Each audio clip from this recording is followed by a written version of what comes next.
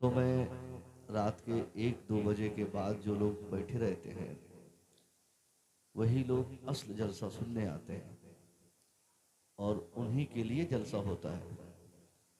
बाकी अलग अलग तरीके से अलग अलग चीज़ें सुनकर उसकी तकमील के लिए, अपनी ख्वाहिशात को मिटाने के लिए कोई गुटखा खाने, कोई पान खाने, कोई किसी और मकसद से आते हैं, वो सब 12 से 1 के बीच में भाग जाते हैं। असल जिनको जलसे से मोहब्बत होती है, जिनको अल्लाह के रसूल का फरमान सुनना रहता है और उन फरमाने रसूल को सुनकर अपनी दुनिया और आखिरत चमकाने का शौक़ जिनके दिल में रहता है, वो जलसे के आखिरी खतीब की तकरीर के आखिरी जुमले तक इसी इंतज़ार में रहता है कि न जाने किस खतीब की तकरीर का कौन सा जुमला मेरे दिल को छू जाए और जिसकी बुनियाद पर मेरी दुनिया तबाह होने से बच जाए और मेरी आखिरत बर्बाद होने से बच जाए। काबिल मुबारकबाद है इस जामिया के जुमला असातिज़ा और उससे भी ज़्यादा कमेटी के जुमला मेंबरान, गांव के तमाम अफराद, मुहिब गिरामी अल्लामा नूरुद्दीन साहब सदर मोहतरम के हुक्म पर उन्होंने दावत की और मेरी आमद की गुंजाइश यहाँ पर बहुत दूर दूर तक नहीं थी, मगर हज़रत ने कहा कि सदर साहब किबला, सेक्रेटरी साहब किबला, कमेटी के तमाम मेंबरान बड़ी आस लगाकर आपकी आमद के लिए बैठे हैं। मैं इन तमाम बुज़ुर्गों की का एहतराम करते हुए यूँ कहूँ मैं तो बेहतर होगा, मैं बिला तामुल व तफक्कुर यहाँ पर हाजिर हुआ। मेरे पास तमहीदी गुफ्तगू के लिए वक्त हमेशा कम रहता है। जिन चंद जुमलात से आदमी, तमहीदी कलमात से आदमी कौम तक पहुँचे, तकरीर को रंगीन करे, उसी को मैं मेन तकरीर समझ कर आगे बढ़ता हूँ। जामिया इस्लामिया का ये हसीन प्रोग्राम, सालाना तकरीब, दस्तरबंदी का मौका, मुसव्विद रज़ा का खिताब, ये कोई मामूली मौका आपको नहीं मिला है। आज इस अज़ीमुश्शान इजलास से हमारी 20 से 25 मिनट की गुफ्तगू से आपको ये डिसाइड करना होगा कि हम कहाँ थे, कहाँ हैं और कहाँ होना चाहिए था। मुसलमान पूरी दुनिया में जो तबाह बर्बाद हो रहा है, मुसलमानों की बर्बादी के पीछे के कारण बहुत सारे हो सकते हैं, मगर उन तमाम रीज़न्स, तमाम वजूहात में अगर कोई बड़ी वजह है तो मुसलमानों की बर्बादी की वजह मुसलमानों की जहालत है। मुसलमानों का अपने मज़हब से लाताल्लुक़ी है, मुसलमानों का अपने मज़हब के क़वानीन से, शरीयत से, बुज़ुर्गों के उसूल से दूरी है।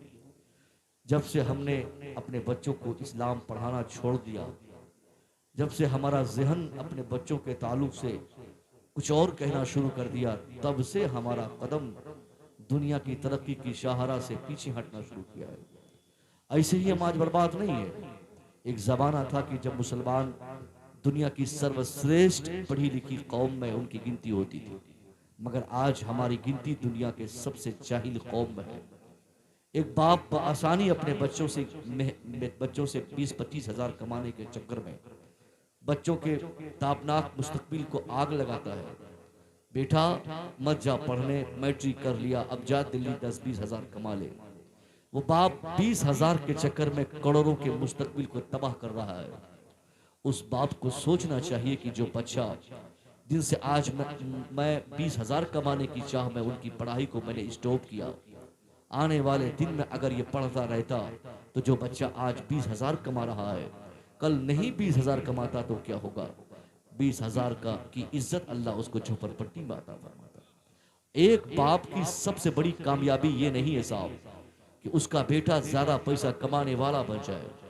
अगर यही एक बाप की सोच और उनकी फिक्र हो तो उन लोगों के कान खड़े होने चाहिए जिनको सुबह शाम अपने बेटे को डॉक्टर बनाना है, इंजीनियर बनाना है, प्रोफेसर बनाना है, बड़ा ऑफिसर बनाना है, आईएएस बनाना है, आईपीएस बनाना है। इन सब चीजों को लेकर सुबह शाम हम में से अक्सर लोग बड़ा चिंतित रहते हैं। हजरत ये सामने वाली जमीन बेचकर बेटे को डॉक्टर बनाऊंगा, अच्छी फिक्र है। हजरत मैं जेवरात बंधक रख के बेटे को इंजीनियर बनाऊंगा, अच्छी बात है। मगर मैं आपका दामन पकड़ के पूछना चाहूंगा साहब, अगर डॉक्टर बनाना चाहता है तो सुन, डॉक्टर बनाने से क्या होगा? जवाब मिलता है, हजरत डॉक्टर बनाऊंगा, मेरा बेटा डॉक्टर बनेगा, 5 से 10 लाख पर मंथ इनकम होगी, नतीजा निकलेगा कि मैं समाज का सबसे ज्यादा इज्जत कमाने वाला शख्स कहलाऊंगा, मेरा बेटा वक्त का बड़ा एमटेक इंजीनियर होगा, 20-25 लाख पर मंथ इनकम होगी, जिसकी वजह से मेरा टेंशन खत्म होगा। एक आदमी टेंशन से आजादी हासिल करने के लिए अपने बच्चों को डॉक्टर, इंजीनियर, आईएएस, आईपीएस इन सब चीजों को लेकर उसको आगे बढ़ाने की कोशिश करता है। नतीजा निकलता है आने वाले 10 साल के बाद उसका वो बेटा जिसको हमने इंजीनियर बनाने की सोच लेकर उनको तालीमी इदारों से मुंसलिक किया था, आने वाले 10 साल के बाद एक बड़ा इंजीनियर बन के वो हमारी आंगन में आता है। इंजीनियर तो बनता है मगर साहब इंजीनियर बनने वाला बेटा उसके अंदर इंसानियत नहीं रहती। एक बाप अपने बेटे को बड़े शौक से डॉक्टर बनाने की कोशिश करता है, सामने वाला जमीन बेचता है कि मेरा बेटा डॉक्टर बन जाए, बीवी बाल बच्चों के जेवरात बंधक रखता है कि बेटा डॉक्टर बन जाए, नतीजे में बेटा डॉक्टर तो बनता है मगर डॉक्टर बनने के बाद उसमें इंसानियत नहीं रहती। इसलिए कि डॉक्टर बनना समाज के समस्या का समाधान नहीं है। बच्चों को इंजीनियर बनाना ये प्रॉब्लम्स का सॉल्यूशन नहीं है। बच्चे को आईएएस ऑफिसर बनाना ये कामयाबी की पहचान नहीं है। अगर डॉक्टर बनने से एक आदमी कामयाब माना जाता, आप सीतामढ़ी बगल में आप अपने होम डिस्ट्रिक्ट में जाइए, उसके बगल में मुजफ्फरपुर, सीतामढ़ी से बड़े बड़े डॉक्टर मुजफ्फरपुर में है, मुजफ्फरपुर से ज्यादा डॉक्टर पटना में है, पटना से बड़े बड़े डॉक्टर्स दिल्ली में है।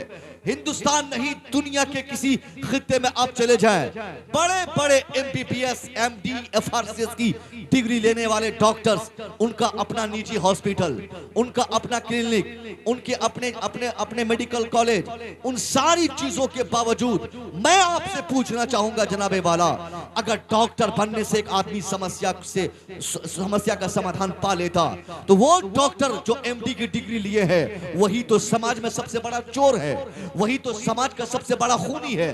गरीबों का खून वही करता है, मुफलिसों का खून वही चूसता है। पेशाब के नाम पे पैसा चाहिए, पखाना के नाम पे पैसा चाहिए, उसको जांच के नाम पे पैसा चाहिए, दवाई के नाम पे पैसा चाहिए। कहां गया वो बाप जिसने कहा था मेरा बेटा डॉक्टर बनेगा हजरत तो समस्या से मैं लड़ने वाला व्यक्ति हूंगा, समाज का सबसे ज्यादा टेंशन फ्री आजाद इंसान मैं कहलाऊंगा। वो उनका बाप कहां है, वो कान खोल के सुने और आंख से देखे कि बेटा उसका डॉक्टर है, एमबीबीएस बन गया, मगर नहुसक दिमाग में ऐसी बैठ चुकी है कि वो अपने क्लिनिक में बैठकर 24 घंटे चोरी की बात, 24 घंटे पैसा कमाने की बात, 24 घंटे महल पे महल बनाने की बात, 24 घंटे वो गरीबों का खून चूसने की बातें करता है। साफ ऐलान हो गया कि डॉक्टर बनना समस्या का समाधान नहीं, जिंदगी के मसाइल का हल नहीं। अगर डॉक्टर बनने से मसाइल का हल इंसान को मिल जाता तो वो एमबीबीएस की डिग्री लेने वाला चोरी नहीं करता, वो एफआरसीएस की डिग्री लेने वाला बेईमानी नहीं करता, वो मेडिकल की डिग्री हासिल करने वाला कभी किसी गरीब का खून नहीं चूसता। अब अगर इंजीनियर बनना समाज के समस्या का समाधान होता हो तो वो इंजीनियर क्यों चोरी करता है? किसका बाप उसे इंजीनियर बनाकर बहुत बड़ा इंसान बनने का ख्वाब देखा था, वो इंजीनियर एक दस्तखत से बड़ा बड़ा पुल ध्वस्त करवा देता है, बड़े बड़े मकानात बन जाते हैं, गलत मटेरियल सड़िया हो और क्या बोलते हैं कि उसमें मटेरियल गंदा हो, उन सब चीजों से निर्माणित जो मकान है उस पर दस्तखत किया, पैसा 1 लाख लिया, इंजीनियर घसक गया, 5 साल में बड़ी बड़ी इमारत जमींदोज हो गई। ये किसकी वजह से है? वही इंजीनियर, वही एमटेक की वजह से है। यानी इंजीनियर है हमारा बेटा मगर उनके अंदर नहुसत कायम है, उनके अंदर झूठ है, वो आदमी चोरी करना चाहता है, वो समाज को लूटते रहता है। अगर इंजीनियर बनना समाज की समस्या का समाधान होता तो ये इंजीनियर क्यों चोरी करते? प्रोफेसर बनना ये भी साहब ये भी हमारे समस्या का समाधान नहीं है, वरना बड़े बड़े प्रोफेसर सबसे बड़ा गंदा, सबसे बड़ा चोर समाज का निकलता है। पैकेट पड़ा है पैसा कमाने की चाह अगर आज के डेट में किसी जॉब को लेकर है तो वो सिर्फ वो असिस्टेंट प्रोफेसर को है। उनकी ख्वाहिश होती है कि एक बार हजरत मैं प्रोफेसर बन जाऊं, हफ्ते में 1 दिन कॉलेज जाऊंगा, तनख्वाह मुझे मिलेगी। मिलेगी 1.5 लाख रुपया महीना, महीने का एक दिन पढ़ाऊंगा तनख्वाह पाऊंगा पूरे महीने की। ये सोच उन्हीं प्रोफेसर की होती है जो आदमी बोलता है कि प्रोफेसर बनने के बाद मैं समस्या का समाधान पालूंगा। नहीं साहब नहीं, समस्या का समाधान न तो बच्चों को डॉक्टर बनाने से है, न इंजीनियर बनाने से है, न आईएएस बनाने से है, न आईपीएस बनाने से है, न उसको ऑफिसर बनाने से है। समस्या का समाधान बच्चों को 100% इंसान बनाने से है। जब तक हमारा बच्चा इंसान नहीं बनेगा, जब तक उनको इंसानियत की तालीम हम नहीं देते, जब तक हमारा बेटा सर से पांव तक मुसलमान नहीं बन जाता, तब तक समाज का समस्या से हम नहीं निकल सकते हैं। क्या मुतालबा आज समाज का है? समाज का मुतालबा है समाज में शांति स्थापित रहे, समाज का मुतालबा है समाज में हया कायम रहे, समाज का मुतालबा है समाज में झूठ ना हो, सच्चाई की हुकूमत चले। ये सारी चीजें न डॉक्टर बता सकता है, न इंजीनियर बता सकता है, न आईएएस बता सकता है। आईएएस को माल चाहिए, डॉक्टर को माल चाहिए, आईएएस को माल चाहिए, और ये जितने ऑफिसर्स हैं सबको पैसा चाहिए। खालिस इस कायनात में एक जात ऐसी है, मौलवियों की जात, जिनका वजूद इंसानियत की बका के लिए है, जिनका रहना दुनिया में स्थापित करना है सच को, जिनका वजूद ही दुनिया में खैरखाही के लिए है।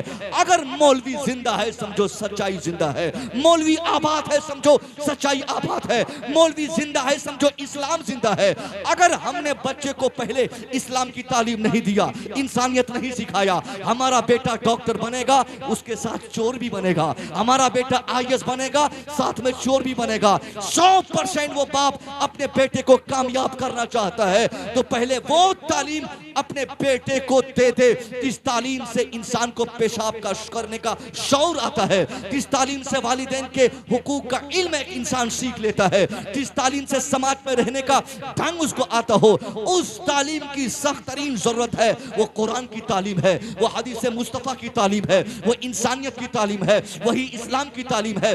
जब तक हमारा बेटा इस्लाम की तालीम नहीं लेता, दुनिया की बड़ी से बड़ी डिग्री उसको मिल जाए, वो वक्त का सबसे बड़ा डॉक्टर बन जाए, वो जमाने का सबसे बड़ा प्रोफेसर बन जाए, वो अपने मुआशरे का चाहे जितना बड़ा इंजीनियर बन जाए, मगर इस्लाम की निगाहों में, कुरान की निगाहों में वो जाहिल है, वो अनपढ़ है। हमारे लिए जरूरत इस बात की है कि हम अपने बेटे को पहले कुरान पढ़ाएं, अपने बेटे को कुरान की तालीमात से आरास्ता करें।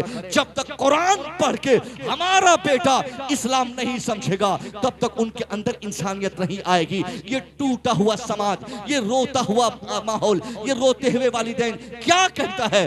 बाप है उसका बूढ़ा, बेटा है जवान, नौकरी मिल गई, बेटा हेडमास्टर स्कूल का, बेटा हेडमास्टर है उसके हाई स्कूल का, कॉलेज का प्रोफेसर है, मगर 80 साल का बूढ़ा बाप आज के डेट में उस बेटे की 40 से 50 हजार कमाई से उस बाप को पूछे, उसको खुशी नहीं है।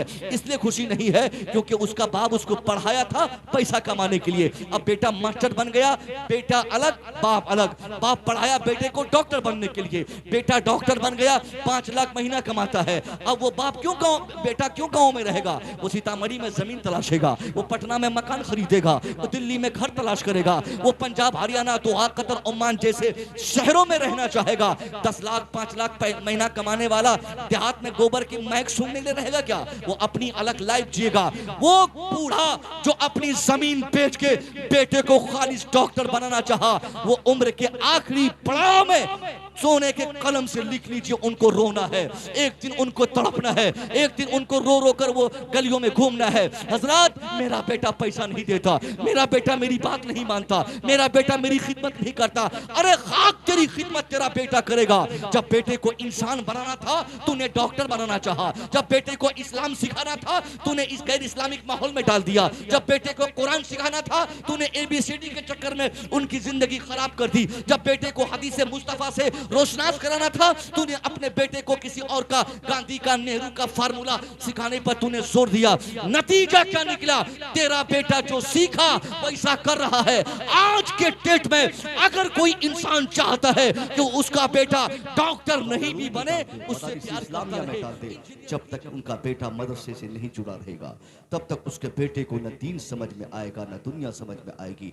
ये रास्ता है अमल करने का। मगर आज हमारे समाज में हमारा टूटता हुआ मदरसे का निजाम, टूटती हुई मदरसे की दीवार, टूटता हुआ मदरसे की साख्त को जो हमने तबाह किया है, इसमें सबसे बड़ी गलती उन सेठों की है जो सेठ अपना पैसा कंपनी बढ़ाने में, जो सेठ अपनी कमाई को और डेवलप करने में अलग अलग कंपनियां खोलने में लगाता है, मदरसा उनके समाज में डूबता रहे, उनको एक सेकंड के लिए फुर्सत नहीं। आज मैं पूछता हूं कि हम में से किसका एहसान मदरसे पे है?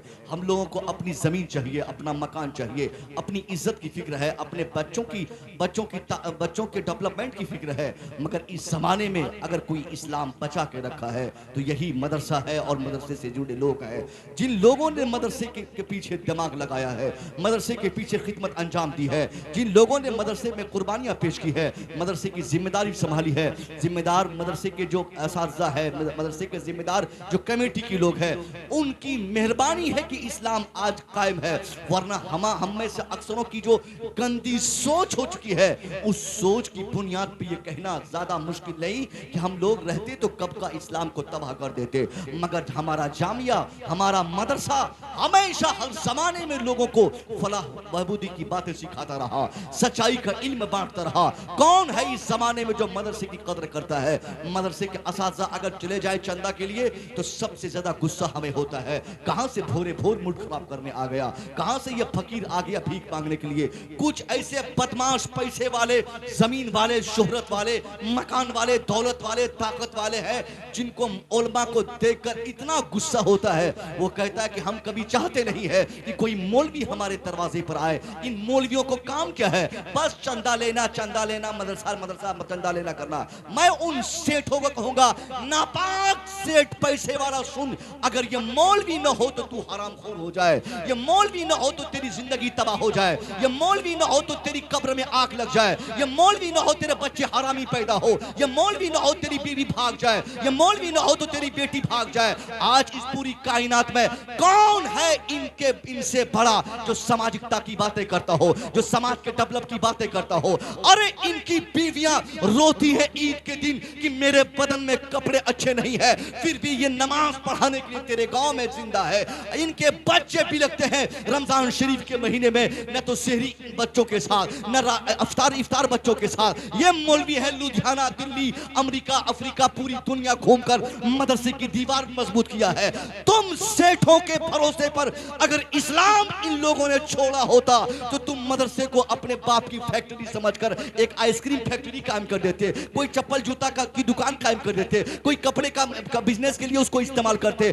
आज अगर इस जमाने में काल अल्लाह व काल रसूल की सदाएं हमारे मुआशरे में गूंजती है, एहसान इन उलमाए कराम का है, और तुम इन्हीं को फकीर समझता है, तुम इन्हीं को घटिया समझता है। अरे ये घटिया नहीं, इनके भी बाप के पास 10 बीघा जमीन तुमसे ज्यादा है, इनके घर वालों के पास पैसे तुमसे ज्यादा है, इनमें से भी अक्सरों के बाप सेठ है, इनमें से भी अक्सर लोग अमीर तरीन घर के हैं। ये तमाम लोग तुमसे बड़े सेठ के घर से है, मगर तुमको अपनी कंपनी की फिक्र, अपनी जमीन की फिक्र, अपने जायदाद की फिक्र, अपने कंपनी के डेवलप की फिक्र रहती है। और ये उलमा अपने बाप की दौलतों को लात मारकर इस्लाम बचाने के लिए 5000 की तनख्वाह पर मदरसे में काम करता है।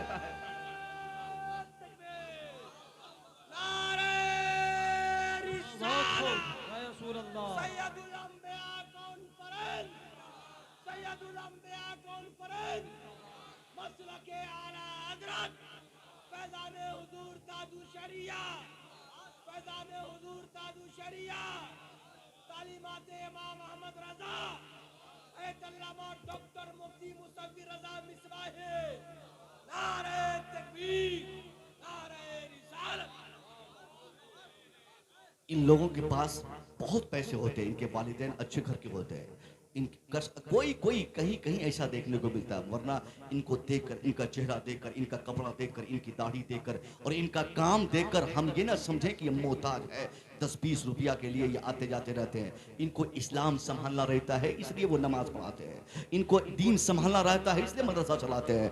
तो हमारी तरह, आपकी तरह अगर इनकी भी फिक्र होती तो नमाज जनाजा पढ़ाने वाला हाफिज कुरान कौन पैदा करता, इस्लाम फैलाने वाला प्रोडक्शन कौन करता, कौन हुफाज की टीम तैयार करता। ये जो 20-25 लड़कों की दस्तार आज होनी है, कोई हाफिज, कोई कारी बनकर आज इस स्टेज से यहाँ से जाएंगे, उलमा कराम के मुक़द्दस हाथों से उनके सर पर दस्तार के कपड़े बांधे जाएंगे। वो मामूली टीम समझते हैं क्या? 15 बच्चों की दस्तार अगर किसी इलाके से एक साथ हाफिज बनकर हो जाए और दस्तार बनकर हाफिज बनकर वो निकलता है तो मतलब ये हुआ कि 15 इलाके का दरोगा वो बन रहा है, 15 गांव का वो एसपी बन रहा है, 15 जिले का वो मालिक बन रहा है। ये हकीर नहीं होता, जो हाफिज जहां होता है वहीं वो आबाद रहता है, उनका एक अपना एरिया रहता है। जो जिस मस्जिद का इमाम है वो पूरे इलाके का सबसे सुपीरियर इंसान अपने को कहलाता है। कोई चला गया नेपाल, वहां का बादशाह है, कोई रह गया सीतामढ़ी, वो वहां का बादशाह है, कोई चला गया लुधियाना, वो वहां का शहंशाह है। ये शहंशाह होते हैं। गर्चे इन शहंशाहों की तनख्वाह 5 से 7 हजार रुपया महीने की होती है, मगर जो टेंशन मुक्त लाइफ इनकी होती है, उनके तरह टेंशन मुक्त लाइफ हमारी जमात का कोई नहीं करता।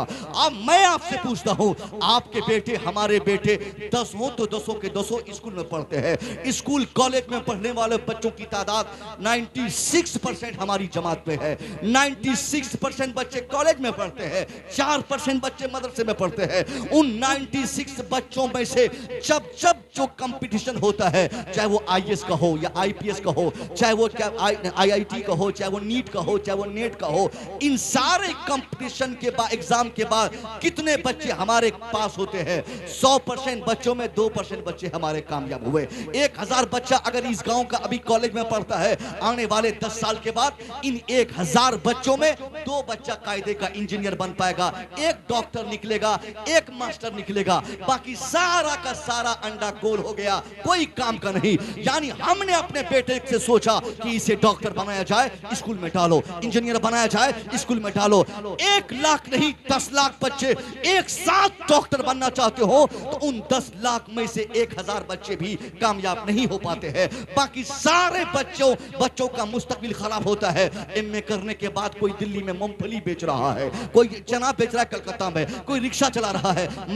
मेरी बातों का सेंस ये नहीं निकालिए आप हजरात कि मूंगफली बेचना, चना बेचना, दिल्ली में काम करना गलत है, मगर उन लोगों को मैं कहना चाहूंगा जो ज्यादा कमाने के चक्कर में मदरसे से बेटे को निकाल कर स्कूल कॉलेज की तरफ दौड़ाया, जा स्कूल पढ़ने के लिए। बेटा इंटर किया, बेटा ये ग्रेजुएशन पास हुआ, बेटा एमए किया, बीएड किया, पीएचडी किया, प्रोफेसर बना, मगर बाद में पता चला ठेला छाप हो गया, बाद में पता चला चना बेच रहा है, पता चला कि वो मूंगफली बेच रहा है, पता चला ठेकेदारी कर रहा है, पता चला कहीं रिक्शा चला रहा है।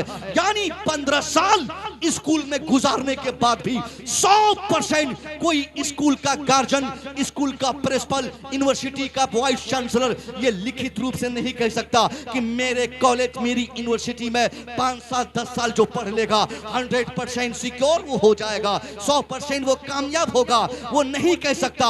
उनमें से 2-4 बच्चे ही कामयाब होते हैं, मगर अल्लाह की कसम मदरसा वाहिद वो तालीमी इदारा है जहां पर कायदे से हमारी जमात का साफ कमजोर से कमजोर घर का बच्चा भी अगर 2 साल कायदे से पढ़ लेता है, 2 साल पढ़ने के बाद असासा की खिदमत करे, कुरान और हदीस पढ़े, वक्त पे नमाज पढ़े, असासा की बात मानता रहे, 2 साल के इस मश्क ने उनकी जिंदगी में ऐसी तब्दीली लाई है कि अब वो हमारा बेटा जिनकी जिंदगी के अहम तरीन हिस्से 2 साल मदरसे में कहीं गुजरे हो, अब उस बच्चे को न तो दिल्ली में चना बेचने की जरूरत है, न कलकत्ता में रिक्शा चलाने की जरूरत है। अरे हमारी उस औलादों के लिए दुनिया की तमाम मस्जिदों की दीवार आवाज लगाती है, तू आजा मेरा इमाम बन जा, दुनिया भी पाएगा आखिरत भी पाएगा।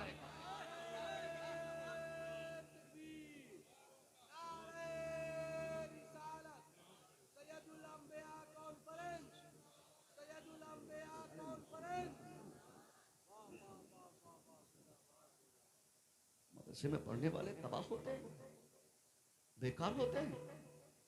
5000 कमाने वाला वो बेकार नहीं है, बल्कि 50,000 कमाकर 1 लाख रुपया मिनटों में खर्च करने वाला वो बेकार होता है। आप लोग बोलते हैं कि बरकत नहीं होती, बरकत नहीं होती, बरकत नहीं होती। बरकत किस बीमारी का नाम है? आपने कभी सोचा ये बरकत क्या चीज है? बरकत का मतलब ये थोड़ी है कि 5000 रुपया हम अभी रख के जाएं और फुकवा दें किसी पीर साहब से तो सुबह जाकर वो 10,000 हो जाए, या कुरान शरीफ की कुछ आयतें पढ़ के फूंक दे तो 1 लाख हो जाए। अगर बरकत का ये मतलब होता तो इस हथियार का इस्तेमाल सबसे ज्यादा हम लोग करते। 1 महीने की तनख्वाह हमारे सदर साहब देते, उस 1 महीने की तनख्वाह में फूंक देते शाम में, और सुबह जाके चुपचाप अजान फजर से पहले देखते कि वो 5,000 10,000 हो जाता। बरकत का ये मतलब नहीं, बरकत का मतलब है 5,000 कमाने वाला हो और जरूरत उनको सिर्फ 1,000 की हो, 10,000 तनख्वाह हो और जरूरत उनके पास सिर्फ 2,000 की हो। इन हमारे उलमा से पूछिए, इनमें से शायद वायद किसी की ये ख्वाहिश होगी कि हजरत मेरा एक घर दिल्ली में बन जाए। किसी की ख्वाहिश नहीं होती। इनमें से कोई ये नहीं चाहते कि मैं भी BMW गाड़ी पे बैठूं। अगर इनमें से किसी के पास हो तो अलग बात है, मगर दिली तमन्ना इनकी सिर्फ यही रहती कि गाँव के सारे लोग इंसान बन जाए, गाँव में हमेशा इस्लाम की बोली हो, बोलने वाला हो, गांव में इंसानियत स्थापित रहे। इनकी पहली कोशिश यही होती कि गांव के हर लोग सच बोले, हया का माहौल बेटियों में कायम रहे, जहेज का लेन देन और कारोबार समाज से खत्म हो जाए। ये इनकी कोशिश है। आपके तरह हमारे तरह जमीन खरीद के मकान बनाने के चक्कर में ये लोग नहीं रहते हैं। यही वजह है कि आप और हम जिन चक्कर में रहते हैं उसकी वजह से हम ज्यादा परेशान रहते हैं। और इनकी तनख्वाह 5-10 हज़ार होती है, उसी में मस्त रहते हैं। वो जुब्बा, वो कपड़ा, वो पगड़ी, वो टोपी, वो सुरमा, वो अतर, वो चश्मा, वो मौजा, वो जूता इनका होता कि कभी नसीब नहीं होगा आपको। मैंने देखा साहब 5,000 कमाने वाले मस्जिद के इमाम साहब से गांव के हेड मास्टर साहब पूछ रहे हैं, कह रहे हैं हजरत पैसा उसा है, थोड़ा इतने पैसा काम है राशन वाले को देना। उस वक्त जूता निकाल के 50 जूता उसको मारना चाहिए बेहुदा। 40,000 तू कमाता है और वक्त पे मौलाना की तनख्वाह तू देता नहीं और अब मुझसे पैसे मांग रहा है। खुद इमाम साहब ने कहा नादान 3 महीने से मस्जिद में तनख्वाह नहीं दिया, मौलवी साहब की तनख्वाह नहीं दिया और ये 3 महीने के बाद फिर अभी मुझसे पैसा मांगेगा। और इमाम साहब शौक से तिजोरी खोल के उनको 15,000 निकाल के देता है, क्योंकि इमाम साहब को अल्लाह ताला ने तमाम मुसीबतों से इसलिए महफूज रखा है क्योंकि वो दुनिया के दीगर लोगों से बेहतर काम करता है।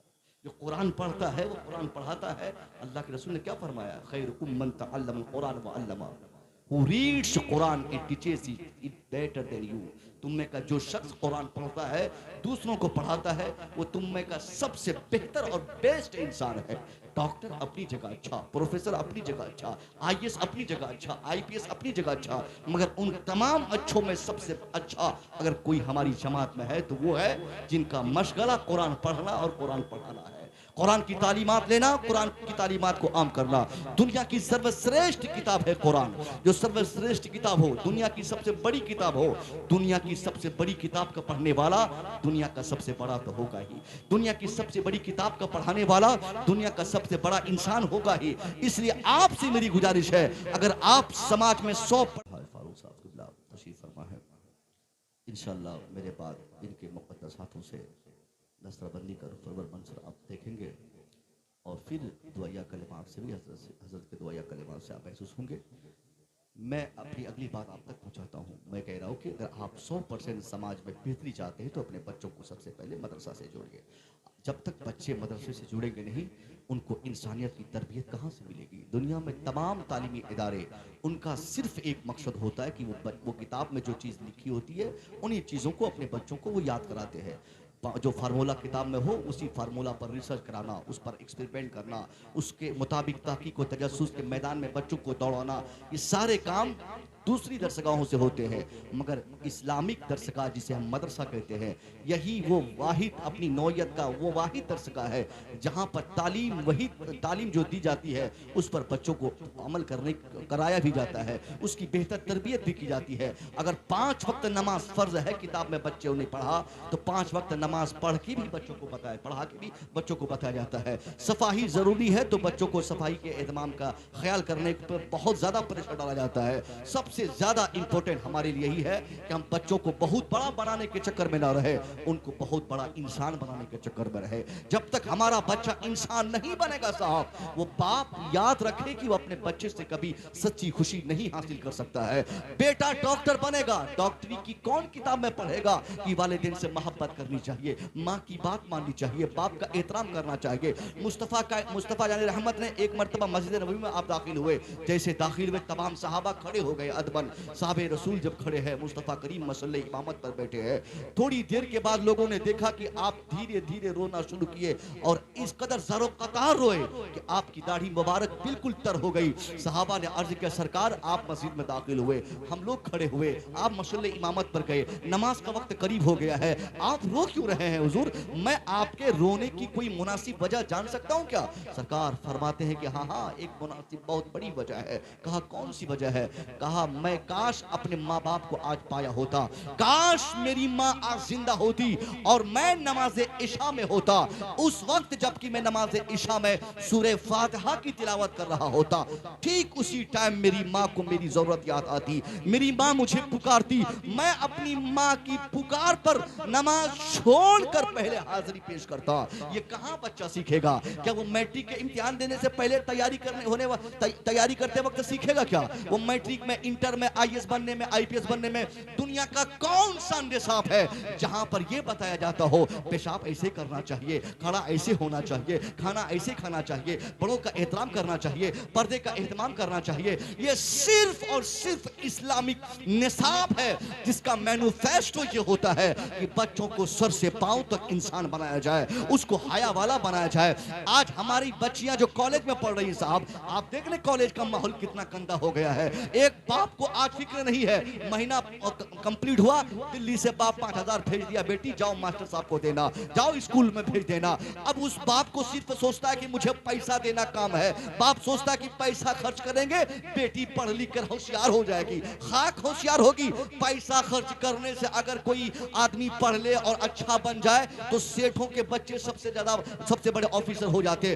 पैसे से ज्यादा अक्लमंदी की जरूरत होती है। 5,000 पंजाब से भेज दिया और एक दिन भी ये नहीं जानने की कोशिश की कि उसकी बिटिया पढ़ती कहाँ है, पढ़ाने वाला मास्टर कैसा है, वो जहां पढ़ने जाती है उनके साथ कौन कौन जाता है, रास्ते में जहां से आती है कहां कहां लफड़ा उनके साथ होता है, कहां कहां स्टॉपेज है। जब तक एक बाप अपने बाल बच्चों की तमाम एक्टिविटीज पर ध्यान नहीं देगा तब तक 100% उस बाप को जान लेना चाहिए कि उसकी तालीम के बाद उसके बच्चे को कोई फायदा नहीं होने वाला। 10 साल के बाद पता चलेगा। अभी मैट्रिक का इम्तिहान बेटिया दी नहीं, अब मैट्रिक का इम्तिहान देने के लिए भी स्कूल जा ही रही थी, फरार हो गई।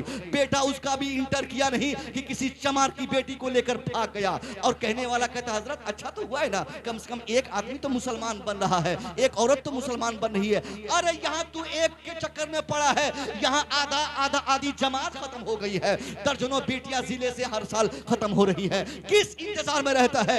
एक ही काम करनी चाहिए, अपनी बेटी को पहले मुसलमान बना दे, अपने बेटे को इस्लाम सिखा दे।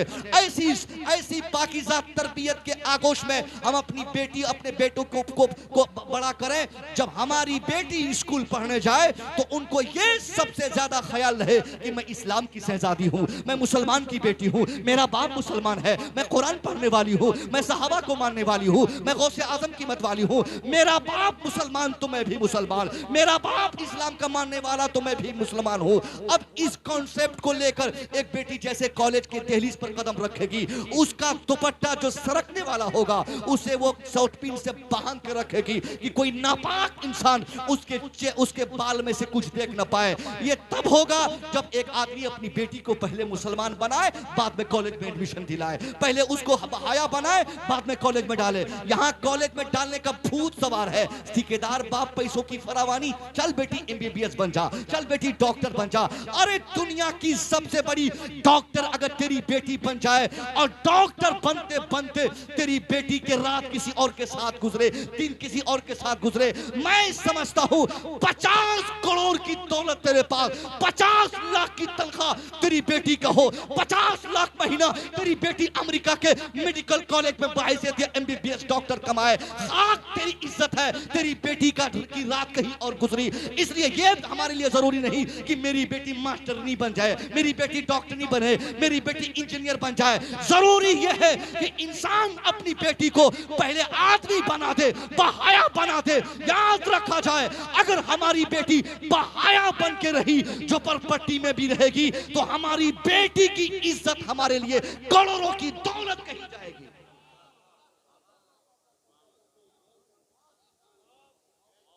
या आईएएस बनाने की फिक्र बेटी को क्या जरूरत है? ये पहले ध्यान दीजिए कि आपकी बेटी जिन रास्तों पे चल के आईएएस बनेगी, उन रास्तों पे चलते हुए क्या आपकी बेटी की इज्जत महफूज रहेगी? अगर नहीं तो गलत है पढ़ाना। चाहिला बनाकर उनको घर पर सिर्फ अच्छी तरबियत सिखाइए, ये काफी है। जब खदशा हो, डर हो, खौफ हो कि मेरी बेटी स्कूल जाएगी, उसी क्रम में 50 फ्रेंड उसके हो जाएंगे। या तो शौक से बाप मोबाइल लगा देता है, 8 क्लास में बेटी पहुंची नहीं, बेटी ये मोबाइल तेरे लिए, बेटवा तेरे लिए मोबाइल। किस लिए भाई? बेटी से कम्युनिकेशन के लिए। मैं दिल्ली में रहूंगा, बेटी यहाँ बात करूंगा। अब बाप कहता मैं पंजाब में रहूंगा, बेटी बिहार में रहेगी, मैं वहां से बात करूंगा। मोबाइल से सिर्फ बात नहीं होती है। जिस बेटी को आपने मोबाइल पकड़ाया है, 1 महीना के बाद चेक कीजिए, उसके मोबाइल पे व्हाट्सएप होगा, उसके मोबाइल में फेसबुक होगा। फेसबुक में 1000 नहीं 5000 फ्रेंड बनाए जा सकते हैं। उन 5000 फ्रेंड्स में कई ऐसे क्लोज्ड फ्रेंड उनके होंगे आपकी बेटी के, जिसके ताल्लुक से आपको इल्म तक न होगा। चुपके चुपके आपकी बेटी उसके चक्कर में फंसती जाएगी। नतीजा निकलेगा उन 1000 क्लोज्ड फ्रेंड में चंद ऐसे भी शरीर होंगे जो आपकी बेटी की इज्जत लूटने के साथ साथ आपकी बेटी के ईमान को लूटने के फराक में होंगे। वो आपकी बेटी की इज्जत और ईमान दोनों लेकर भाग जाएंगे। फिर पता चलेगा एमबीबीएस बनाना कैसा होता है और डॉक्टर बनाना कैसा होता है। इसलिए कुछ बने ना बने इंसान बन जाए, कुछ बने ना बने बाहया बन जाए, कुछ बने ना बने अखलाकमंद बन जाए। जब तक बाल बच्चों को एक बाप माँ अच्छी तरबियत नहीं देता, तब तक उससे अच्छाई की उम्मीद कतई नहीं करे। अच्छाई का भरोसा करना गोया दिल्ली और पंजाब पैदल जाना हुआ। आप पहले अच्छी तरबियत दीजिए, बाद में अच्छाई की उम्मीद कीजिएगा। आज आपने अपनी औलाद से को ये नहीं सिखाया कि बेटी नमाज पढ़, नमाज के बाद एक पारा कुरान पढ़, तो वो बेटी कैसे पढ़ेगी? पहले आप कीजिए फिर बेटी करेगी, पहले आप अमल कीजिए फिर बेटी अमल करेगी। उन माओं से मेरी गुजारिश है जिन माओं के आंचल के करीब को मोबाइल हमेशा रहता है, वो क्या बोलते हैं कि उनके पर्स में एंड्रॉइड सेट हमेशा सेट रहता है, ईयरफोन, ब्लूटूथ। पहले तो हमारे लौंडे लोग लगाते थे, लड़के लोग, बेटे बच्चे लोग, नौजवान लोग लगाते थे, तो हम लोग को शर्म आती थी कि ये छोटी सी मशीन है, गाड़ी चल रही है, बस इधर से गाने चल रहे हैं। अब धीरे धीरे माँ बहनों को इसकी आदत लग गई है। रोटी बेल रही है, ईयरफोन से गाना सुन रही है, रोटी बेल खाना पक रहा है, इधर से गाने चल रहे हैं, कभी भोजपुरी, कभी नेपाली, कभी अंग्रेजी, कभी ये कभी वो, यानी दुनिया भर की शौकीन ये हो गई है। अब वो माँ जो आटा गोंदे तो गाना सुने, खाना पकाए तो गाना सुने, वो किचन में हो तो गाना सुने, कि बेडरूम में हो तो गाना सुने। अगर उन माओं की ये तमन्ना है कि मेरी बेटी हाफिजा बन जाए, मेरी बेटी कुरान पढ़ती रहे, मेरी बेटी नमाज पढ़ती रहे, ऐसा नहीं होगा। दुनिया के सारे बांस को तोड़ के लाठी बना के बेटों को मार मार के नमाजी हम बनाना चाहे और खुद नमाज ना पढ़े तो इसका कोई असर नहीं पड़ेगा। एक ही रास्ता है, हम नमाजी बने, हमारा बेटा बाखलाक बनेगा। मैंने अभी लगातार 2-3 जलसों में ये कहा इमरान हाशमी के बारे में। इमरान हाशमी के बारे में अगर आप सुनेंगे तो आपको भी हैरत होगी। मैंने पटना एयरपोर्ट पर एक विजडम नाम का मंथली एक निकलता है, मैंने उसको पढ़ा। इमरान हाशमी हिंदुस्तान का एक असली मूवी बनाने वाला जो हीरो होता है, उसका नाम इमरान हाशमी है। इमरान हाशमी कोई मामूली हीरो नहीं, हीरो होने से पहले इनकी तारीख बताती है, इनका बैकग्राउंड कहता है ये 30 पारे का हाफिज कुरान, 114 सूरतों को याद करके अपने सीने में महफूज रखकर वक्त का एक बड़ा आलिम हाफिज बनने की ख्वाहिश लेकर जो मदरसे में पढ़ता है, 114 सूरतों को याद करता है, उसके बावजूद अभी हिंदुस्तान का सबसे खतरनाक एक्टिंग करने वाला, मूवी बनाने वाला, गलत मूवी बनाने वाला, ब्लू मूवी को प्रमोट करने वाला अगर कोई एक्टर है तो उसी का नाम इमरान हाशमी है। आखिर ये क्या माजरा है? बाप ये उसको भेजा मदरसे में हाफिज बनने के लिए, बेटा हाफिज बन के वापस घर लौटा है, मगर हीरो कैसे बन गया, अश्लीलता कैसे फैला रहा है, गलत को कैसे प्रमोट कर रहा है, क्यों नाचना गाना उनका मशरब हुआ, क्यों पीना खाना शराब के नशे में धुत रहता है। इसकी जब मैंने वजह तलाश की, बाद में मुझे खबर हुई कि वाकई इसी वजह से इसने ऐसा किया। इसकी सबसे बड़ी वजह यह रही, इनको उसका संगठन इतना तबाह कर दिया। उसकी माँ पहले से गईड़ी थी, उसका बाप पहले से एक्टर था, माँ एक्ट्रेस थी, बाप एक्टर था, माँ नचनिया थी, बाप नचवा था, माँ गईड़ी थी, बाप गईड़ी था। दोनों जब आपस में अपने बेटे को हाफिज बना दिए तो 114 सूरतों को याद करके हाफिज कुरान बनने के बाद भी इमरान हाशमी अपने दीन और मजहब को ना समझ सका, माँ के दीन को अपना लिया, बाप के किरदार को अपना लिया। इसलिए एक आदमी को अगर यह ख्वाहिश हो कि मेरा बेटा भी अच्छा इंसान बन जाए, इसके लिए उसको पीटने से ज्यादा उसकी तरबियत की जरूरत है। तरबियत ऐसी कि पहले हम सच बोले, बेटा सच बोलेगा, हम अच्छाई करें, बच्चा अच्छाई करेगा, हम नमाज पढ़े, बेटा नमाज पढ़ेगा, हम गाना ना सुने, बेटा नहीं सुनेगा, हम कुरान पढ़े, बेटा कुरान पढ़ेगा, हम अच्छी बात बोले, बेटा अच्छी बात बोलेगा। बस यही एक ही रास्ता है औलाद को सुधारने करने का, औलाद की तरबियत का यही रास्ता है। 5 दिन एक बाप नमाज पढ़ते वक्त जाने से पहले वो अपने बेटे को कहे कि बेटा चल नमाज का वक्त हुआ, चल अजान हो गई नमाज पढ़ने। 5 दिन अभी फजर की अजान हो जाए तुरंत खटखट खटखट करे, बेटा उठेगा, बिस्तर छोड़ेगा, फिर सो जाएगा। दूसरा दिन बिस्तर छोड़ के फिर घर से बाहर जाएगा। 5 दिन लगातार अगर बाप ये मश्क करता है, ये प्रैक्टिस करता है, बेटे को अजान के वक्त उठाना, नमाज के लिए कहना, फजर पढ़ने की बात करना, अब 5 दिन के बाद बेटा तय कर लेगा, लगता है ये अब्बा नमाज पढ़वा के छोड़ेगा, ये अब्बा हमारा पीछा नहीं छोड़ेगा, ये ताकुब कर रहा है मेरा। अब वो बेटा ये फैसला जब कर लेगा कि नमाज पढ़नी है, क्योंकि अब्बा पढ़ रहे हैं, नमाज पढ़नी है, अम्मा पढ़ रही है, नमाज पढ़नी है, बड़ा भाई पढ़ रहा है, नमाज पढ़नी है, दादा पढ़ रहे हैं, नमाज पढ़नी है, समाज के लोग पढ़ रहे हैं। इस फिक्र को जब अपने दिमाग में सेट कर लेगा, उसके बाद नतीजा छठा दिन क्या तापनाक निकलेगा। छठी शाम को वो बाप नमाज इशा पढ़ के बेखौफ सो जाए, आंख बंद कर ले, नमाज फजर के लिए जब जैसे मुअज्जिन अजान की आवाज बुलंद करेगा, उसका बेटा उसके तकिए के पास खड़ा होकर इंतजार करेगा कि इधर अजान फजर की आवाज आए, इधर मैं अब्बा को जगा दूं और कहूं कि अब्बा चलिए मस्जिद नमाज पढ़ने के लिए। बेटा आपको तब जगाएगा, पहले 5 दिन आपको जगाना पड़ेगा। बेटा पहले आपको नमाज के लिए तब याद दहानी करेगा, पहले आपको उसकी प्रैक्टिस करनी होगी। यही तो कमी है साहब, जलसों में ये गुफ्तगू करने का माहौल हमने कहां छोड़ा है। रिवायती तकरीर, रिवायती बातें, इधर की तकरीर, उधर की तकरीर, दूर का खतीब, नजदीक का खतीब, ये खतीब, वो खतीब, चिल्लाहट उल्लाहट, ये सारे माहौल क्रिएशन जो हो रहे हैं जलसों में, तबाह करने के लिए जलसों को काफी है। बड़े आलिम की क्या वकार इज्जत रह गई आज हमारी महफिलों में, बड़े बड़े आलिम हमारे बैठे हैं, मगर इन जैसे उलमा को हमने देखा है आज के डेट में शाहिल मुफ्ती खतीब सानिया सालसा कायदे से पढ़ा नहीं, वो खतीब आजम मुफ्ती आजम बनकर हमारे स्टेज पे आकर इन उलमा कराम को बुलाता है, हजरत उगरदान लाइए, हजरत पान लाइए, हजरत बिस्तर बिछाइए, हजरत ये कीजिए, हजरत पानदान दीजिए, हजरत ये नजराना बढ़ाइए, आप समझते नहीं, आप बहुत नापाक इंसान, आप बहुत बदतमीज लगते हैं। इन जुमलों से स्वागत आज के चंद ऐसे जाहिल खुतबा है जिनको मैं अक्सर टारगेट करते रहता हूं अपनी तकरीरों से। वो सब जाहिल है, वो सब जाहिल इसलिए हुए क्योंकि उन लोगों ने जलसे को अहमियत दे दिया। अब सानिया पढ़ने वाला मिलाद पढ़ने चला गया, एक तकरीर क्या हिट हो गई, वायरल हो गई, यूट्यूब में चली गई, हजरत की तकरीर वायरल हो गई।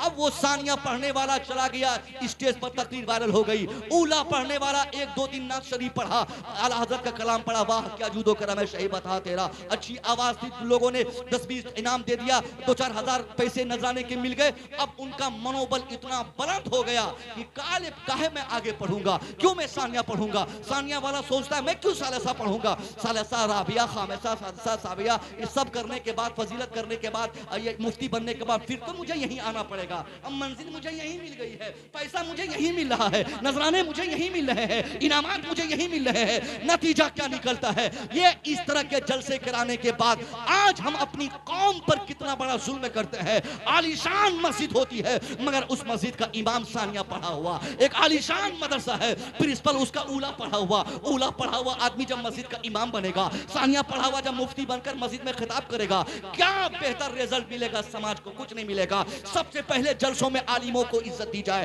जो बड़े बड़े अकाबिर हमारे हैं, जो जिम्मेदार उलमा है, जिनको बुखारी पढ़ाना हो, जिनको हदीस मुस्तफा पढ़ाना हो, जिनको मिरकात पढ़ाना आता हो, जिनको मुल्ला जामी पढ़ाना आता हो, इन किताबों को जो पढ़ाने का जज्बा अपने दिल में रखता हो, ऐसे जिम्मेदार उलमा से तकरीर सुनी जाए। इससे क्या होगा कि वो लड़के जो सानिया के बाद खतीब आजम बनते हैं वो डरेंगे और वो मेहनत करेंगे कि अगर मैं भी मेहनत नहीं करूंगा तो मुझे मुकर्रिर नहीं बनने दिया जाएगा, मैं अगर आगे नहीं पढ़ूंगा तो मेरा रास्ता रुक जाएगा। नतीजा क्या निकलेगा, सिर्फ एक जलसे को सीधा करने की वजह से हमारी कौम को अच्छे अच्छे आलिम मिलते रहेंगे, अच्छे अच्छे मुफ्ती मिलते रहेंगे। मस्जिद झोपड़पट्टी की होगी मगर वहां का इमाम मुफ्ती आजम।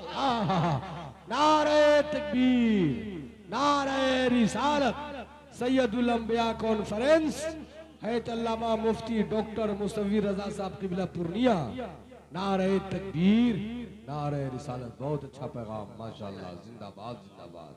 जलसों को कराने से पहले आप एक कमेटी बनाइए, उस कमेटी में बदमाश किस्म के जो लोग लौंडे हैं, लड़के, लौंडा बमाना लड़का, ये खराब शब्द नहीं है, ये चूंकि आप लोगों में से अक्सरों का ताल्लुक लुधियाना और पंजाब से है, वहाँ पे लौंडे ही बोले जाते हैं, तो लौंडों को लौंडा कहते हैं, उनको समझ में जल्दी आ जाता है कि ये हमारी बातें कर रहे हैं। और अगर मैं अपने मफहूम के एतबार से बोलूं, लौंडे और लड़के में फ़र्क ये है, लौंडे वो जो अभी भाग गए यहाँ से, लड़के वो जो अभी तक बैठे हुए हैं, ये फ़र्क है। लौंडे वो जिनको सिर्फ नाथखानी सुनने का शौक़ है, और लड़के वो जो नाथखानी भी सुने और तकरीर भी सुने। ये एक मफहूम आप सेट कर सकते हैं। तो ये हमारे उन लौंडों को खास करके कमेटी से बाहर रखें। भाग्य से हम लोग जलसा कराने वाले हैं, चल निकल यहाँ से। हम लोग अपने से तय करेंगे हमारी जमात का कौन आलिम सबसे ज़्यादा बेहतर है, कौन नमाज पढ़ता है, किनकी दाढ़ी सही है, कौन शरीयत का पाबंद है। दाढ़ी काट के फांसी हो गया खुले आम, और एयरपोर्ट पे बुला रहा है कमेटी वाले को, जा गाड़ी लेके आओ, मैं जाना चाहता हूँ, जल्दी गाड़ी भेज, मैं शायर आजम हूँ। 4 शेर पढ़ेगा नहीं, 50,000 रुपया लेके लूट के लेके चला जाएगा। वो 50,000 ये शौक से ही लोग देंगे। मदरसे के बच्चे साल भर दाल रोटी खाएंगे। इन 40,000 देने वालों को कभी ये ख्याल नहीं आता कि साल भर से जो मदरसे के बच्चे दाल रोटी पे गुजारा कर रहे हैं, कभी जाके उनका दस्तरखान हम चेक करें, और पैसा अगर हो तो 1-2 टाइम मटन खिलवा दे, 1-2 टाइम चिकन पकवा दे। अगर उनके पास चप्पल ना हो तो चप्पल दिलवा दे, सुथरा पाकीज़ा कपड़ा ना हो तो कपड़ा खरीदवा दे, साबुन ना हो तो साबुन दिलवा दे, तेल ना हो तो तेल दिलवा दे। कोई नहीं कहता, अरे वो तो फकीर समझता है मदरसे के बच्चों को, और वो शायर आजम के पीछे मार पैसा तेल लुटारा देव दौलत लुटा देता है आदमी। अभी कोई साहब तो अब ये भी माहौल बना है कि हम मुस्तफ़ा नाते मुस्तफ़ा पढ़ने वाले को हज उम्रा का टिकट देंगे।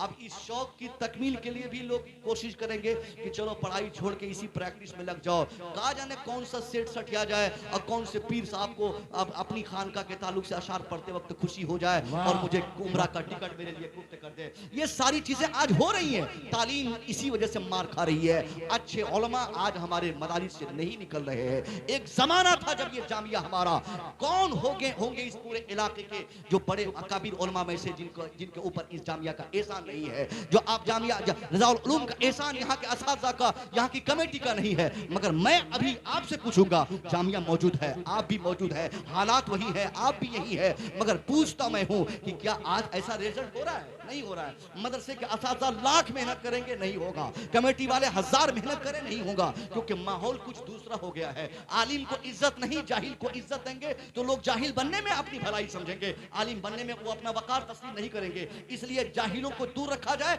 आलिमों को इज्जत दी जाए। जिस दिन हम आलिमों को इज्जत देना शुरू कर देंगे, वापस हमारी जमात पलट जाएगी और ये कहने पर मजबूर होगी कि हम अब कभी शायरी नहीं करेंगे, अब हम कभी मिलाद शरीफ में तकरीर नहीं करेंगे। तकरीर करके लालची बनेंगे, पढ़ाई छूट जाएगी, फिर हमेशा जाहिल बने रहेंगे। अब बाद में ये बड़े बड़े मौलवी साहब लोग हमको स्टेज पे चढ़ने नहीं देंगे, वो डर कर मेहनत करेंगे। मुल्ला हसन ज़बानी याद होगा उनको, वो तमाम किताबें फिक्र याद रहेगी। ये तब होगा जब हम जलसे में उन्हीं खतीबों को बुलाएंगे जो इन उलमाए कराम की तरह हो, जिनकी पेशानी से इस्लाम समझ में आ जाए, जिनके अखलाक से इस्लाम समझ में आए, जिनकी जिंदगी की अदाओं से मुस्तफ़ा की जिंदगी समझ में आ जाए, जिनके वजू बनाने को देखे तो मुस्तफ़ा का वजू बनाना याद आ जाए, जिनका सजदा देखकर अल्लाह के रसूल का सजदे का ख्याल दिल में बेदार हो जाए। ऐसे आलिम रब्बानी के ताल्लुक से ही अल्लाह के रसूल ने फरमाया था, इन्न अहलस समावाति वल अर्द हत्तन नमलत फी जुरहा व हत्तल हूत फील मा लयसल्लून अला मुअल्लिमिन नासिल खैर। Indeed, who lives on the heaven and who lives on the earth, even fish from sea and ants from their hole, everyone pray for Allah the Almighty for the pardoning the person। यानी अल्लाह के रसूल ने फरमाया, बेशक जमीन और आसमान के माबैन तमाम चीजें, चाहे वो सुराखों से चूटियां हो, मछलियां सुराखों से चूटियां हो और समंदरों से मछलियां हो, सारी की सारी चीजें जो भी जमीन और आसमान में है, सब की सब इनके लिए दुआए मगफिरत किया करती है। किनके लिए?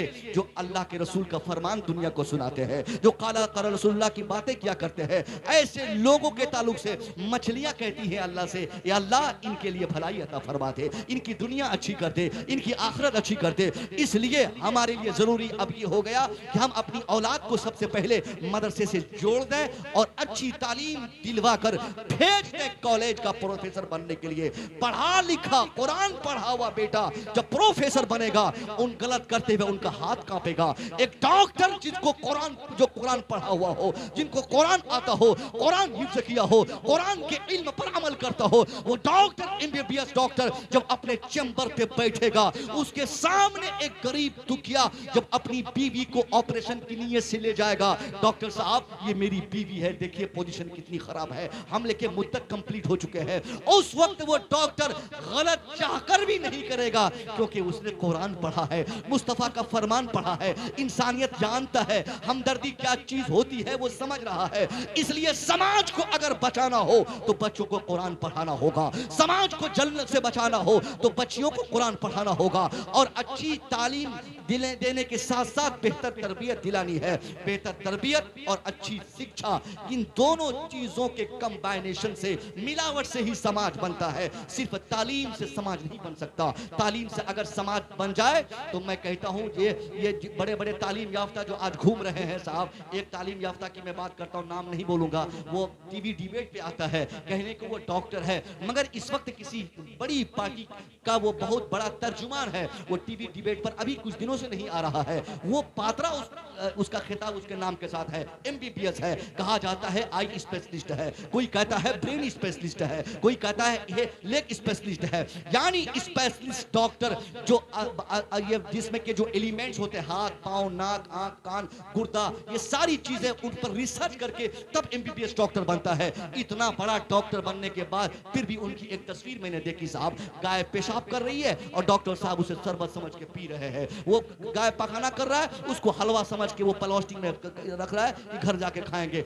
यानी MBBS की डिग्री उसके पास है, FRCS की डिग्री उसके पास है, 5 साल रिसर्च किया आंख पे तब MBBS बना, 5 साल तहकीक किया वो हार्ट पे तब वो स्पेशलिस्ट बना। इतना बड़ा स्पेशलिस्ट कि आंख हमारी हो आपकी आंखों में सेट कर देगा, और किडनी आपकी हो दूसरों की किडनी की जगह फिट कर देगा। इतनी तहकीक उसकी आला हो गई, बावजूद इसके वो ये तहकीक ना कर सका कि गाय के पेशाब क्या होते हैं, पेशाब कितनी खराब चीज है, ये नापाक है, ये गोबर कितना खराब है, क्यों ऐसा हुआ। MBBS तो है, वो MBBS है, इस्लाम की डिग्री उनके पास नहीं है, ईमान की डिग्री उनके पास नहीं है, अल्लाह के नाम से उसने नहीं पढ़ा है। इसलिए कुरान कहता है इक़रा बिस्मि रब्बिकल लज़ी खलक़, पढ़ पढ़ पढ़ जो चाह पढ़, लेकिन अपने रब के नाम से पढ़। जब तक रब के नाम से तू नहीं पढ़ेगा, पात्रा की तरह जाहिल डॉक्टर बनेगा, पेशाब पखाना की तमीज तुझे ना होगी। और जब रब के नाम से तू पढ़ेगा, 5 साल भी नहीं 5 दिन ही अगर तू मदरसे में अल्लाह के नाम से पढ़ेगा, क्रिकेट खेलेगा तेरा बेटा, क्रिकेट खेलते वक्त घोड़ा पेशाब कर दे, गधा पेशाब कर दे, गाय पेशाब कर दे, अब इधर अज़ान मगरिब हो गई है, तेरा बेटा अभी मस्जिद नहीं जाएगा, सिर्फ 5 दिन मदरसे में गुजारा है, पहले वो अपने कमरे में दाखिल होगा, अपना कपड़ा उतारेगा, उसे चेंज करेगा, सुथरा कपड़ा पहनेगा। क्यों? क्योंकि वो बेटा जान गया है कि पेशाब नापाक है, ये के छींटे पड़ गए हैं, इसे पहनकर अगर नमाज पढ़ूंगा नमाज नहीं होगी। ये है इस्लाम की तालीम साहब। इस्लाम के दामन से जुड़कर हमारा बेटा 5 दिन अगर तालीम पाता है, इंसानियत को पाने में कामयाब रहता है। 5 दिन अगर मदरसे में गुजारता है, अल्लाह की रहमतों के नुज़ूल उनके ज़हन दिमाग में होते रहते हैं। नतीजा कितना ब्राइट निकलता है।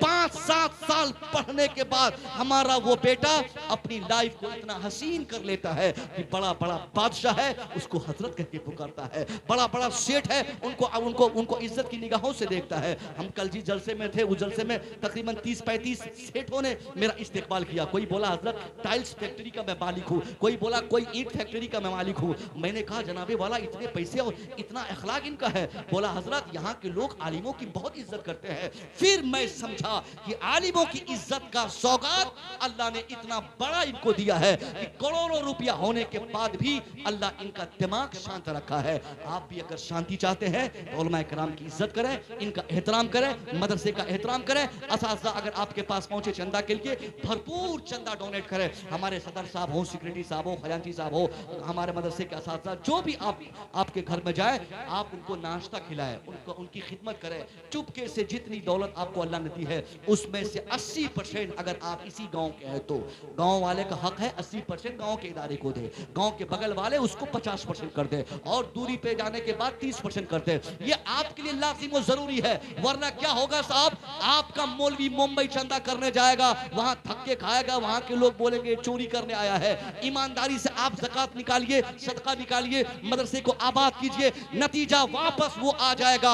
आज 25 बच्चों की दस्तार हो रही है, आने वाला साल 50 बच्चों की दस्तार होगी। आज ये मदरसे की ये हालत है, कल मदरसे के बाथरूम और टॉयलेट लगे रहेंगे। एक बात और मैं ज़हन साफ कर दूं, आज लोग बोलते हैं कि अमीरों के बच्चे मदरसे में नहीं पढ़ते। सुनिए हजरत लोग, हजरत हुजूर वाला से गुजारिश है कि तवज्जो तलब बात है, आप जरा गौर फरमाएं। आज लोग बोलते हैं कि अमीरों के बच्चे मदरसे में नहीं पढ़ते, अमीरों के बच्चे नहीं पढ़ते।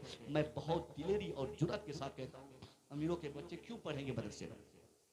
क्यों पढ़ेंगे? इसके बाप को अल्लाह ने 1 करोड़ रुपया का मालिक बनाया, करोड़पति बनाया है, उसका बेटा ये गंदे माहौल में पड़ेगा?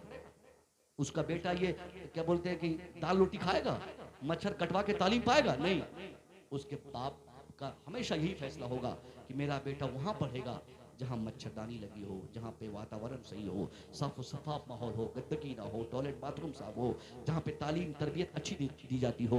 ऐसे तालीमी इदारों से वो अमीर सेठ अपने बेटों को जोड़ेगा। और हालात भी यही कहते हैं कि ऐसी ही जगहों पे बच्चों को पढ़ाना चाहिए।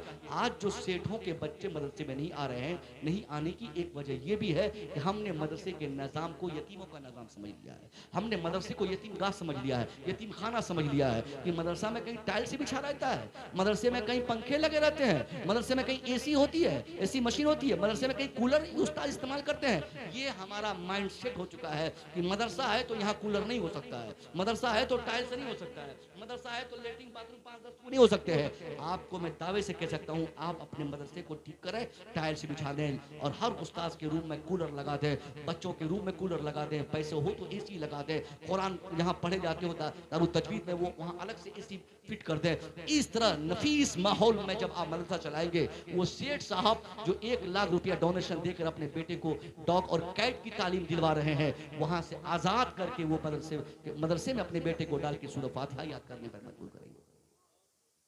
या आपको डोनेशन देना पड़ेगा। कि मौलवी साहब जमीन बेच के थोड़ी टाइम से बिछाएंगे, मौलवी साहब लोग थोड़ी ना ऐसी लगाएंगे अपने पैसे से।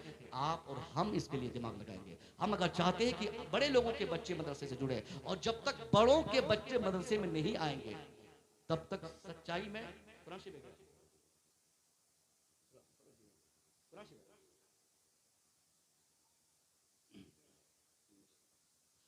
आज जो मस्जिदों के इमाम साहब को हक बोलने में डर लगता है, डर लगता है कि नहीं? हम में से 99% हमारे ऐसे इमाम हज़रात हैं जिनको अपनी बीवी की फिक्र रहती है, अपने बच्चों की तालीम की फिक्र रहती है। अब जो गरीब मौलवी साहब होगा, उनकी ज़बान टपर टपर चलेगी?